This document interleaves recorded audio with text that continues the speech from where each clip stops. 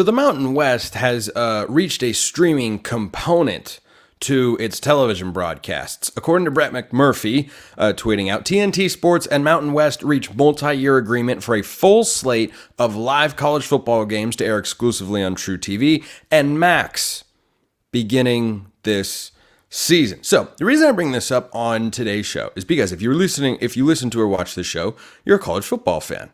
And something that continues to encroach upon us as college football fans is the ever-looming presence of streaming. And I don't think this is going in a downward direction. I think this is going in an upward direction when you're talking about how prevalent streaming is going to be to consume college football. When you've already had an NFL playoff game on Peacock and the success that had, streamers are going to look at those sorts of instances and say, why aren't we in there? Apple TV's got the MLS media rights, and they were in on the Pac-12 offered a deal, and they have got Major League Baseball contracts and whatnot. This is just another instance where streaming services are going to be a part of it. So the interesting component as well, because one reaction that I think people would naturally have to this is, wait a minute, I thought streaming was horrible. I thought you couldn't have games that are only on streaming services because the exposure is bad. The exposure is still clearly a major factor, because when you think back to what that Pac-12 TV deal offer was from Apple, it was going to be most of the games on Apple. Maybe they'd sublet or sublease a couple games out to television networks and such, but the money could have been worked up from the initial $23 million offer, but it was the exposure that was really a problem for schools like Oregon and Washington, so they went over the Big Ten. And if you notice in this particular arrangement, TNT or Turner, which broadcasts March Madness, that's the only other time that I watch TruTV. I'm sure it's the only other time many of you watch TruTV as well.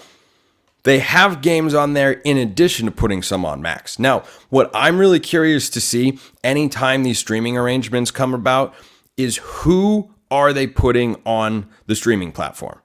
Is it a throwaway game, or are they trying to draw people over? Because for anyone who looks at, the ever-evolving landscape and how do I watch my teams and what do I need to watch all the college football games that I want to see, that's what I'm most curious about, and why the NFL putting a playoff game exclusively on Peacock was such a huge deal, and it was a big success. And last year, NBC had the rights to Michigan State hosting Washington. Well, normally that'd be a more high-profile game than it ended up being because Michigan State didn't have a great season. But you, of course, had a team playing that went on to play for a national championship, and that was on a streaming-only service. And for anyone who's frustrated about this or doesn't care for it, I get it. I just think this is so completely inevitable. Everything has moved over to that platform. All the entertainment that we consume as a society is over there in the streaming world. Somehow, some way. Sports, they have just scratched the surface. They've barely even done that. They've really just tapped the glass for what streaming can be as it pertains to our live sports coverage. I don't think cable TV is going anywhere, but the president of ESPN has spoken publicly about how within the next several years, like 2 to 3 from when I'm recording the show, heck, it might be 1 or 2 when I'm recording the show, because I think I was referring to that article last year.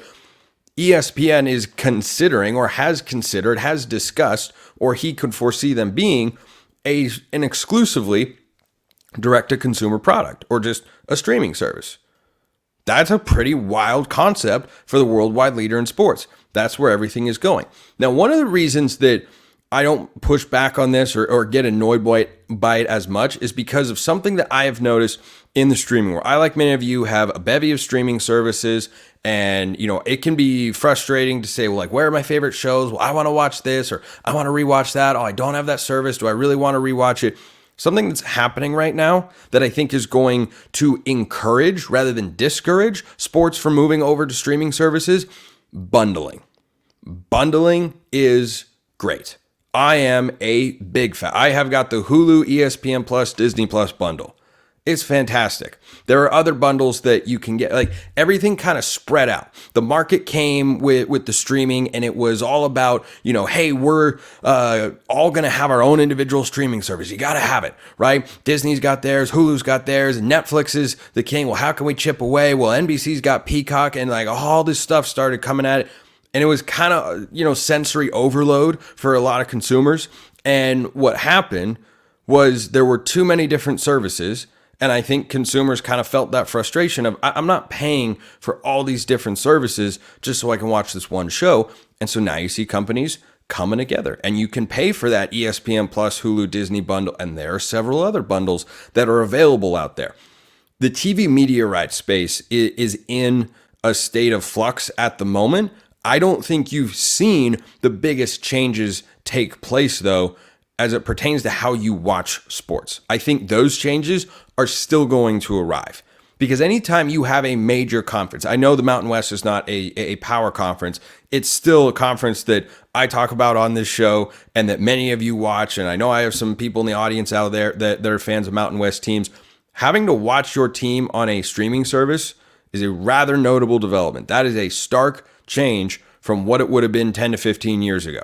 The Pac-12 network was not a streaming service. The problem with it was only available to certain cable subscribers because they weren't on DirecTV. That's why the viewership on it was not as strong as it should have been and helped contribute to the downfall of the league, though it was a revolutionary concept at the time. That was outthinking the room and moving in a way that you were trying to kind of outsmart the room and come up with this brand new idea that was good in theory but bad in execution for the reason that I just highlighted. This notion, though, of putting games on streaming services, I think helps to ensure the financial stability of those services. Because when a show moves, like shows move all the time, Parks and Rec once upon a time was on Netflix. I'm pretty sure it's on Peacock now. When that sort of move happens, my incentive, because I love Parks and Rec, and I'm sorry, but I think it's better in The Office, my incentive to have Netflix lessens. So Netflix has to have something to keep my attention. If you are a streaming service and you have live sports, you're tapping into a whole new audience to where they're not going to be on the fence, because there are only a certain number of times per year where we can watch our teams play football. That is always going to be something that captivates people's attention. Television viewership has continued to go up, and they're just going to redirect where our eyeballs are. And personally, I'm okay with that because of the consolidation that's happening. If everything were still really scattered and it was very piecemeal and we weren't seeing these moves to make it a lot easier, where it almost feels like it's a return to basic cable, like kind of, in that you're purchasing a package so that you have all of them. I mean, YouTube TV is a fantastic product that gives you access to all sorts of stuff like this, but can you get Max on YouTube TV? I actually think I'm not sure. Because that's not how I am able to watch Max. So that's what the Mountain West did that I think all college football fans should be aware of, because the continued presence of streaming, we don't have, it's not at a point where anyone is willing to accept an all streaming deal. I mean, heck, you look at what Oregon State, Washington State did with their television rights for this upcoming season. They went to the CW. Why? Because there's more exposure over there. It wasn't where the most money was. If they had gone to Apple TV or Amazon, if they were interested, but probably Apple would have been the choice because of their, previous Pac-12 offer, and said, hey, will you give us, X many millions to have the games be on there? They could have gotten more money than what they got from the CW. That is a widely held consensus, but that wasn't their priority.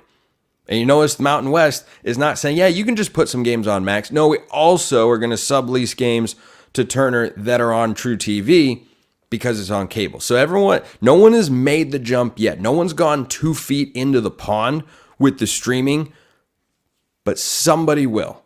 Eventually, I don't know when, I don't know who. Eventually, you will have a streamer with the rights to a conference or to a huge subset of a conference's games. This is a small part of it, but it's just another step forward in the evolution of how we consume college football. And since we talk about college football here on the show, I thought I might bring it up. Appreciate everyone listening. I'll see you next time. And until then, hope you have a wonderful rest of your day.